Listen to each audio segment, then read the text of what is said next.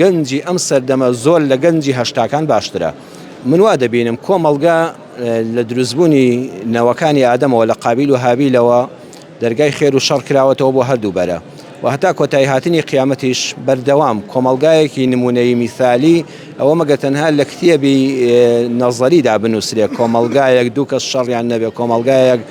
مادە هۆشبەرێکی تێدا نەبێ کۆمەڵگایەک خاپکارێکی تێدا نەبێ کۆمەڵگایەک دزیەکی تێدا نەکرێ ئەمە پێی دەڵێن کۆمەڵگەی نمونەیی کە هاوشێوەی لەسەر زەویدا دروست نابێت لە هیچ وڵاتێکی دنیادا.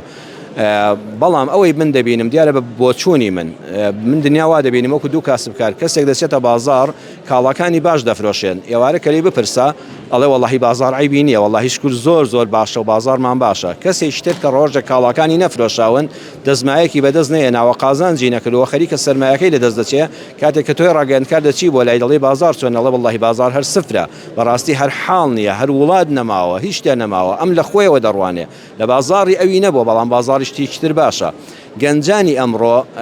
بن بە بۆچوونی خۆم ئەوەندەی کە تێکەڵاویم لەگەڵ گەنجانی بە تایبەتی زانکۆ و پەیمانگاکان ئامادەیەکان گەن بخۆشم کابرایکی کاسبکاری بازارم لەگەڵ کرێکاران دەبینم بڕوا بکە گەنجی ئەم سەردەمە زۆر لە گەنجی هەشتاکان باشترە.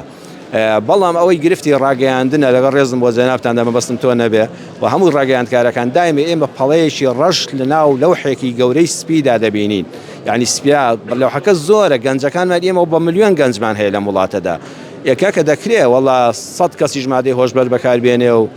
50 لە شوێنی خراپدا بەکار بێ و خوا نەخواستە کچێک لا ڕێب بێ و بەڵام ڕاگەیاندن بەردەوام نمونە ڕەشەکان زەق دەکاتەوە ڕم